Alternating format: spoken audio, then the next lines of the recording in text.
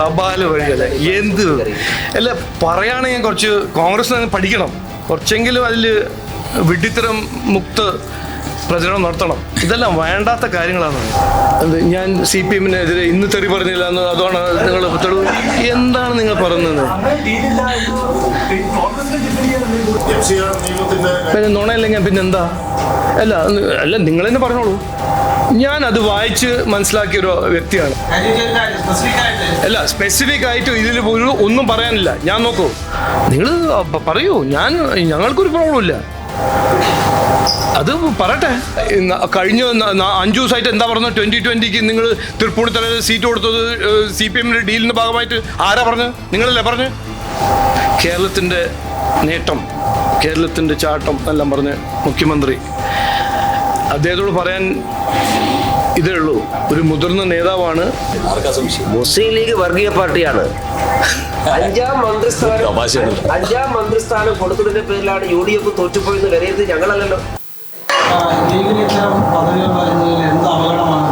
അല്ല അങ്ങനെ ആണെങ്കിൽ പറയട്ടെ, ഞങ്ങൾക്കൊരു അപകടമില്ല. ഡീലിനെ കുറിച്ച് പറയുന്ന കോൺഗ്രസ് പാർട്ടി മുസ്ലിം ലീഗിൻ്റെ ഒപ്പം ഒരു ഡീല് ചെയ്തിട്ടുണ്ടെങ്കിൽ അതിനെക്കുറിച്ച് പറയണ്ടേ, ജനങ്ങൾ മുമ്പിൽ പറയണ്ടേ? ഇതല്ലേ ഡെമോക്രസി. ട്രാൻസ്പെറൻസി എന്ന് പറഞ്ഞൊരു ഇഷ്യൂ ഉണ്ടല്ലോ. നിങ്ങൾ പറയൂ, ഞങ്ങൾക്കൊരു പ്രോബ്ലം ഇല്ല. അത് പറയട്ടെ. ഈ ഡീൽ ഞങ്ങളല്ലല്ലോ തുടങ്ങിയത്. ഈ നുണ പറഞ്ഞ് നടക്കുന്ന ഡീലിനെ കുറിച്ച് നുണ പറഞ്ഞ് നടക്കുന്ന കോൺഗ്രസ് പാർട്ടിയോട് ഞങ്ങൾ ചോദിക്കുന്നത്, നിങ്ങൾ മുസ്ലിം ലീഗിനൊപ്പം ഡീൽ ചെയ്തിട്ടുണ്ടോ? ആണെങ്കിൽ ഒന്ന് പറയണം. എന്തോ അല്ല അപ്പൊ പറയട്ടെ. അങ്ങനെ ഒരു ഡീൽ ഉണ്ടായിട്ടുണ്ടെങ്കിൽ പറയണം. അല്ല ഞങ്ങൾ പറയണ്ട, ഞാൻ പറഞ്ഞു. ഇനിയിപ്പോ അതിന് നിങ്ങൾ ചോദിച്ചല്ലോ. അല്ല കഴിഞ്ഞ 5 ദിവസമായിട്ട് എന്താ പറഞ്ഞത്? 2020 നിങ്ങൾ തൃപ്പൂണിത്തറയിൽ സീറ്റ് കൊടുത്തത് CPM-ന്റെ ഡീലിന്റെ ഭാഗമായിട്ട് ആരാ പറഞ്ഞത്? നിങ്ങളല്ലേ പറഞ്ഞ്? അത് ഞാൻ അവിടെ പറഞ്ഞപ്പോൾ നിങ്ങളല്ലേ പറഞ്ഞത് തൃപ്പൂണിത്തറ സീറ്റ് കൊടുത്തത് CPM-ന്റെ ഡീലിന്റെ ഭാഗമായിട്ട് കൊടുങ്ങല്ലൂർ സീറ്റ് എന്തിനു കൊടുത്തു? അത് മാധ്യമ സുഹൃത്തും കോൺഗ്രസ് പാർട്ടി ഇതല്ല പറഞ്ഞ്. അല്ല സ്പെസിഫിക് ആയിട്ട് ഇതിൽ ഒന്നും പറയാനില്ല. ഞാൻ നോക്കൂ, അവര് മുന്നണിയുടെ ഭാഗമാണ്, നോ ഇഷ്യൂ. പക്ഷെ അങ്ങനെ ഒരു ഡീൽ, ഒരു സ്പെഷ്യൽ ഡീൽ ഉണ്ടെങ്കിൽ അത് പറയണം. അതാണ് ഞങ്ങൾ ആവശ്യപ്പെടുന്നത്.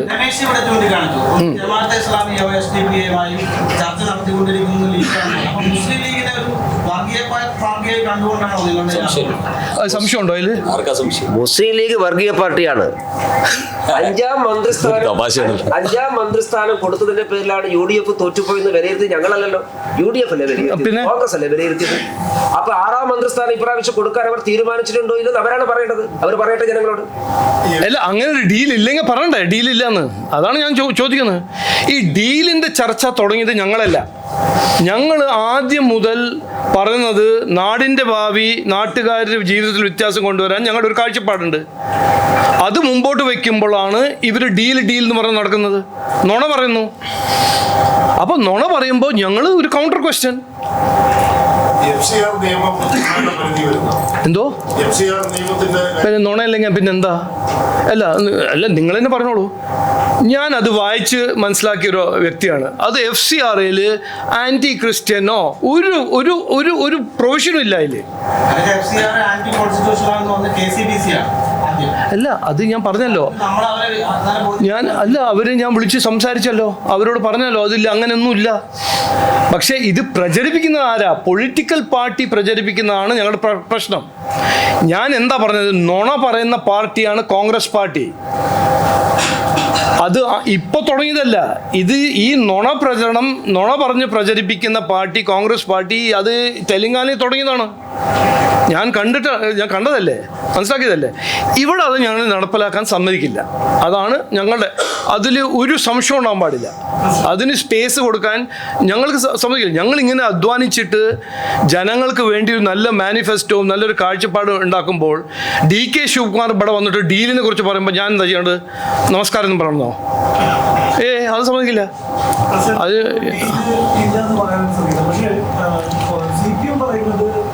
BJP കോൺഗ്രസ് ഡീലാണ്. പക്ഷേ ഈ പ്രസിഡന്റ് അതിനെ ഡിഫെൻഡ് അല്ല എന്ത് ഞാൻ CPM-നെതിരെ ഇന്ന് തെറി പറഞ്ഞില്ല എന്ന് അതാണ് നിങ്ങൾ തെളിവ്? എന്താണ് നിങ്ങൾ പറയുന്നത്? ഞാൻ കോൺഗ്രസ് ഇന്ന് പേപ്പർ DK ശിവകുമാർ ഇവിടെ വന്ന് ഡീലിനെ കുറിച്ച് പറയുമ്പോൾ എനിക്ക് പറയാൻ വലിയൊരു താല്പര്യമുണ്ട്. കാരണം DK ശിവകുമാർ ഒരു രാഷ്ട്രീയത്തിൽ സംസാരിക്കാൻ പാടില്ല, ഏറ്റവും ഫ്രോഡ് പൊളിറ്റീഷ്യനാണ്. എന്നിട്ടാണ് ഇവിടെ വന്നിട്ട് BJP-യും CPM തമ്മിൽ ഡീലുണ്ടെന്ന് പറഞ്ഞു നടക്കുന്നത് DK ശിവകുമാർ. അല്ല നോക്കൂ, ഇന്നൊന്ന് ആലോചിക്കൂ, ഇത് എന്താ നടക്കുന്നത്? ഡീലിനെ കുറിച്ച് ഒരു തെളിവും ഒരു ഒറ്റ ഫാക്റ്റ് ഇല്ലാണ്ട് ഇത് പ്രചരിപ്പിക്കുന്നത് കോൺഗ്രസ് പാർട്ടിയാണ്. എന്തുകൊണ്ട്? കാരണം അവർക്കറിയാം ആന്റി ഇൻകംബൻസി വോട്ട് അവർക്ക് കിട്ടുന്നില്ല, CPM-ന്റെ ആന്റി ഇൻകംബൻസി വോട്ട് കിട്ടുന്നില്ല, മുസ്ലിം വോട്ട് കൺസോളിഡേറ്റ് ആവുന്നില്ല. ഇതുകൊണ്ടല്ലേ ഈ പ്രചരണം? അത് ഞങ്ങൾ സമ്മതിക്കണമെന്നാണോ? പിന്നെ നിങ്ങളിപ്പോൾ CPM-നെ കുറിച്ച് ചോദിച്ചപ്പോൾ ഞാൻ ഒരു കാര്യം ഞാൻ മറന്നുപോയി, മിസ്സായിപ്പോയി എൻ്റെ പ്രസ് കോൺഫറൻസിൽ. ഇന്ന് ഞാൻ മുഖ്യമന്ത്രിൻ്റെ വാർത്താ സമ്മേളനം കണ്ടു. കേരളത്തിൻ്റെ നേട്ടം, കേരളത്തിൻ്റെ ചാട്ടം എല്ലാം പറഞ്ഞ് മുഖ്യമന്ത്രി, അദ്ദേഹത്തോട് പറയാൻ ഇതേ ഉള്ളൂ, ഒരു മുതിർന്ന നേതാവാണ്. ഏറ്റവും കൂടുതൽ തൊഴിലില്ലായ്മ ഉള്ളൊരു സ്റ്റേറ്റാണ് കേരളം, ഏറ്റവും കൂടുതൽ വിലക്കയറ്റമാണ്. ഇവിടെ ആർക്കെങ്കിലും ഗുണം കിട്ടിയിട്ടുണ്ടെങ്കിൽ ഒരു കുടുംബത്തിന് മാത്രമേ കിട്ടിയിട്ടുള്ളൂ. ആ കുടുംബം ആരാണ്, എവിടെയാണ്, ഏത് സോഫ്റ്റ്വെയർ കമ്പനിയാണെന്ന് ഞാൻ പറയാൻ ആഗ്രഹിക്കുന്നില്ല, നിങ്ങൾക്ക് എല്ലാവർക്കും അറിയാം. ഇനിയിപ്പോൾ അത് വിടും. ഇവിടെ ഒരു നേട്ടം വന്നിട്ടില്ല. 10 കൊല്ലം മുമ്പേ എല്ലാം ശരിയാവുമെന്നായിരുന്നു വാഗ്ദാനം. ഒന്നും ശരിയായിട്ടില്ല. അഴിമതി ശരിയായിട്ടുണ്ട്, ശബരിമല കൊള്ള നടന്നിട്ടുണ്ട്, ശബരിമലയെ കുറിച്ച് ഒരു യൂട്ടേൺ നടന്നിട്ടുണ്ട്.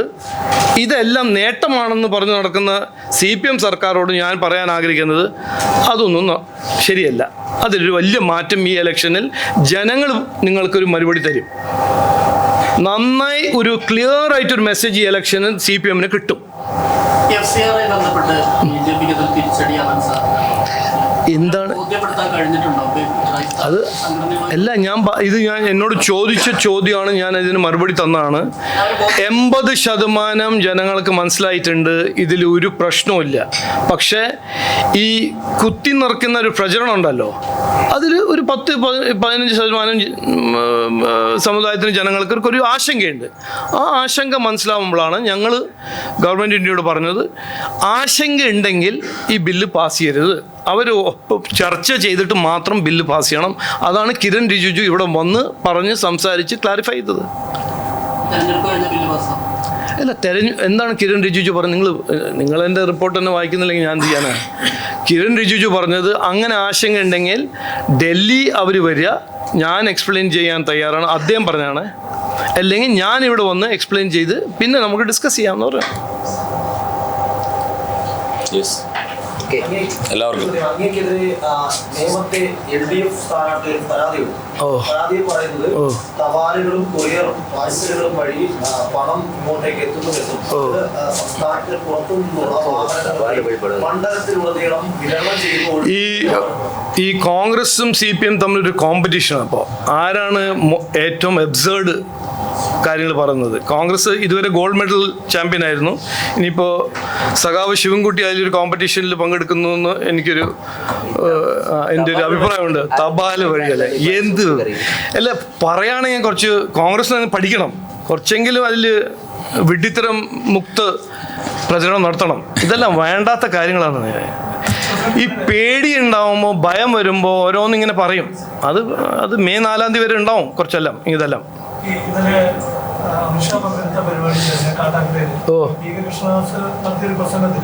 UDF LDF അധികാരത്തിൽ വന്നാൽ കേരളത്തിൽ ലൗചികാർ നടപ്പാക്കപ്പെടും. പറഞ്ഞോ? ഞാനത് കേട്ടിട്ടില്ല, അങ്ങനെ ഞങ്ങൾക്ക് അഭിപ്രായം. ഞാനും MD രമേശോട് ഉണ്ടായത്, ഞങ്ങളും കേട്ടില്ല. അല്ല ഇനിയിപ്പോൾ ഞാൻ കേട്ടില്ല. കുടുംബങ്ങളുടെ പെൺകുട്ടികളെ പ്രണയം നടിച്ച് തൽക്കൂട്ട് ചെയ്യപ്പെടുന്നതാണ് അദ്ദേഹം പറഞ്ഞത്. അല്ല, അങ്ങനെ ഒരു അഭിപ്രായം ഉണ്ടെങ്കിൽ ഞങ്ങൾ മാനിഫെസ്റ്റോയിൽ ഞങ്ങൾ ഉൾപ്പെടുത്തിയിരുന്നു. ഞങ്ങൾ അങ്ങനെ ഒരു അഭിപ്രായം ഇല്ലല്ലോ. സുരക്ഷിത കേരളം എന്നും പറഞ്ഞിട്ടുണ്ടല്ലോ, പക്ഷെ അതൊന്നും പറഞ്ഞിട്ടില്ലല്ലോ. ഞങ്ങൾ മാനിഫെസ്റ്റോ ഒന്നും പറഞ്ഞില്ലല്ലോ. ഞങ്ങളുടെ കാഴ്ചപ്പാട്, ഞങ്ങൾ എന്ത് ചെയ്യാൻ പോകുന്നത് കൃത്യമായി ഞങ്ങൾ മാനിഫെസ്റ്റോ, നല്ല മാനിഫെസ്റ്റോ ആണ്. 4.5 മാസം അധ്വാനിച്ചുണ്ടാക്കിയ മാനിഫെസ്റ്റോ ആണ്. അതിലൊന്നുമില്ല. അങ്ങയുടെ വികസിത നിയമം ഇതിനകത്ത് തീരദേശം ഉൾപ്പെടുന്ന 11 ഭാഗത്തെ കുറിച്ച് പരാമർശം അവിടെ വികസനത്തെ സംബന്ധിച്ചൊന്നും ആ തീരമേഖലയെ കുറിച്ചൊന്നും കണ്ടില്ല. ഇല്ല, അതാണ് ഞാൻ പറഞ്ഞത്. നിങ്ങൾ തിരുവനന്തപുരത്ത് നടപ്പിലാക്കാൻ പോകുന്നത് ഞങ്ങളുടെ മാനിഫെസ്റ്റോയിൽ കുറേ ജനറൽ ഇഷ്യൂസും ഉണ്ട്. മൊത്തം തീരദേശത്തെ ഡെവലപ്മെന്റിനെ കുറിച്ച് മാനിഫെസ്റ്റോയിൽ ഒരു നല്ല ഫുൾ ചാപ്റ്റർ ഉണ്ട്. അപ്പം അത്രയും കവർ ആവും അതിൽ.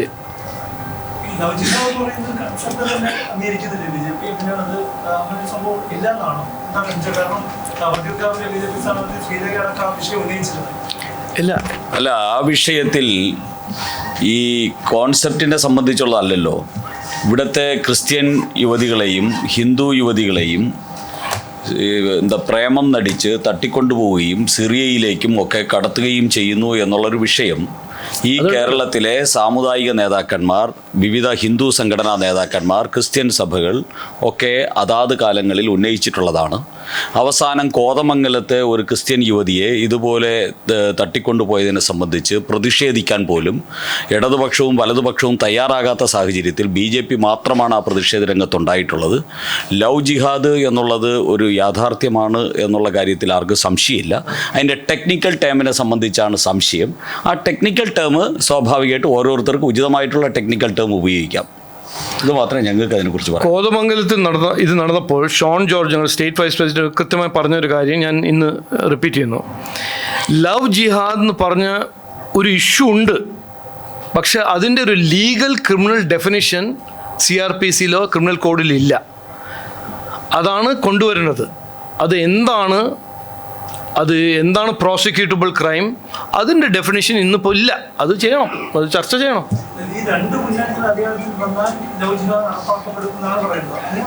അല്ല, അത് വ്യാജ പ്രേമം നടിച്ച് സിറിയയിലേക്ക് റിക്രൂട്ട് ചെയ്യുന്നു എന്ന് മാറ്റിയാൽ മതിയോ? അല്ല, ലവ് ജിഹാദ് എന്ന പദത്തോടാണ് പ്രശ്നം. അങ്ങനെ മാറ്റാം, നമുക്ക് അങ്ങനെ മാറ്റാമല്ലോ. അല്ല, ഞാൻ കണ്ടിട്ടില്ല. ഞാൻ സത്യമായിട്ട് പറയണേ.